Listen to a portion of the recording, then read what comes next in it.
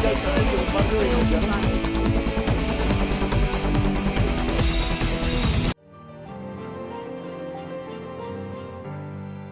Esta es la hora que ya va a ser 5 años y Ingrid no ha vuelto y yo no sé nada de ella, qué me le pasó. O sea, en mi corazón de madre me dice que ya mi hija viva no está. Desde el 29 de noviembre del 2010, Ingrid Yuleidy Meneses Pérez dejó de caminar por estas calles del barrio El Señor Caído en Yarumal Norte antioqueño.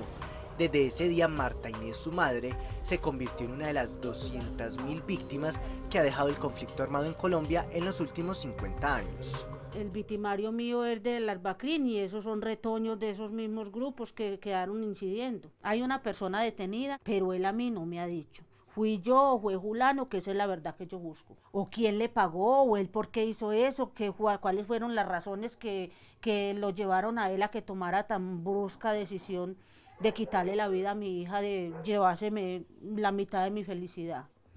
Cuando Ingrid desapareció hace un mes había cumplido 15 años. Era una joven feliz, llena de sueños y metas. Le gustaba mucho estudiar. Marta Inés aún conserva todos esos buenos recuerdos de la mayor de sus 2 hijas. Ingrid era una niña extrovertida, estudiosa, una niña que le gustaba, o sea, era buena compañera. En la manera como de ella ser en la casa, nada, una niña pues aseada, guapa, me ayudaba con los quehaceres de la casa, me enseñó a manejar el computador. Mientras llega esa verdad que le ayuda a saber dónde se encuentra su hija, Marta Inés ocupa su tiempo en sus negocios de pulpas de frutas y arreglos de modistería. Sigue firme a pesar de tanta tristeza, dolor y nostalgia. Le hice una promesa a ella y me la hice yo, que yo hasta que no la encuentre, yo no voy a dejar de luchar. Y le pido a Dios que me dé ese valor, de que yo no me vaya a morir sin yo encontrar a mi hija. La historia de Marta Inés es una de las miles que ha dejado el conflicto armado en Colombia. Teleantioquia Noticias habló con Rodrigo Pérez Alzate, alias Julián Bolívar, ex jefe paramilitar del bloque Central Bolívar y quien recobró su libertad el pasado 22 de mayo, luego de acogerse a la Ley de Justicia y Paz. Aunque él no fue el responsable de la desaparición de Ingrid, es ahora una de las esperanzas de Marta Inés para encontrar la verdad sobre su hija. El peor error de mi vida fue en el momento en que decidí hacer parte de un grupo armado al margen de la ley. Rodrigo Pérez Alzate nació el 24 de mayo de 1962 en Medellín.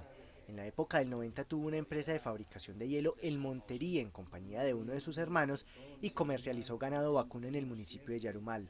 Más tarde, a sus 35 años, decidió ingresar a las autodefensas.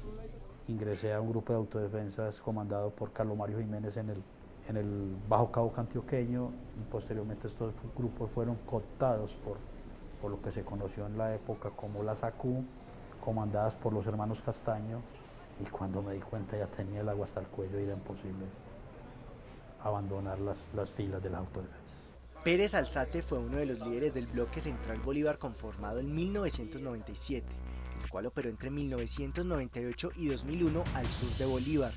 Entre 2001 y 2006 se expandió hasta los departamentos de Santander, Boyacá, Cundinamarca y el Magdalena Medio antioqueño. Según el Sistema de Información de Justicia y Paz, a ese bloque se le atribuyen 20.868 víctimas. Y el principal acierto, el momento en que decidí hacer dejación de armas y me propuse sensibilizar y socializar la dejación de armas con todos esos hombres que hacían parte de las estructuras que yo comandé. A comienzos del 2006 se desmovilizó en zona rural de Remedios, Antioquia. Desde ese año se acogió a la Ley 975, conocida como Ley de Justicia y Paz, la cual fue aprobada el 22 de junio de 2005 por el Congreso de la República. Podríamos decir que es una manifestación de justicia transicional, enfocada fundamentalmente a lograr la desmovilización de miembros de grupos paramilitares. Este es un proyecto que hemos venido pensando muy a tono con el sistema actual de justicia internacional, dentro de los parámetros de verdad, justicia y reparación. Mire, es muy difícil establecer si esta gente dijo la verdad. Esta ley contempla unos mecanismos muy engorrosos para averiguar las versiones que ellos dan en sus versiones libres. Hasta la fecha en que alias Julián Bolívar recobró su libertad de la cárcel de máxima seguridad La Paz de Itagüí, confesó sobre la muerte y desaparición de algunas de sus víctimas, que sigue después de quedar libre por pena cumplida. Siguen con compromisos pendientes de reparación con las víctimas, material, simbólica, también la garantía de no repetición frente a las víctimas. La Ley de Justicia y Paz también busca generar acuerdos de carácter humanitario, garantizar los derechos de las víctimas y facilitar la reconciliación nacional. El editorial escrito por mí, Paz Territorial. Ahí hago lo que pienso de cómo debe ser la paz desde los territorios.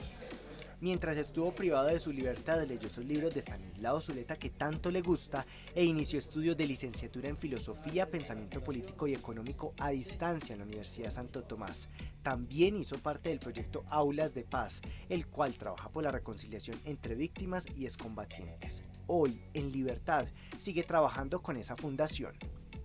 Nos ha facilitado perdonarnos nosotros mismos, porque como te lo manifesté anteriormente, todos esos hechos que ocurrieron hacen que uno se repudie como persona. Entre las actividades están jornadas de sensibilización y actos simbólicos de perdón y reconciliación con las víctimas. Como la verdad estás en las cárceles, entonces yo quiero hablar con el victimario mío. Pero usted sabe que eso no es tan fácil, yo ir llegando a la cárcel, señor, es que yo vine para que me haga el favor y que yo voy a ir a hablar con fulano y con peraneo, no. Hablar de que ese dolor va a desaparecer totalmente es imposible. Estamos hablando de la pérdida de seres queridos. Yo creo que eso no tiene consuelo total, pero sí hemos logrado que se mitigue a través de las actividades que realizamos. Aunque la desaparición de Ingrid continúa sin resolverse, la esperanza de Marta es que su victimario se acoja a la Ley de Justicia y Paz para que su confesión sea la pieza clave que le ayude a encontrar noticias de su hija, quien busca desde hace 5 años.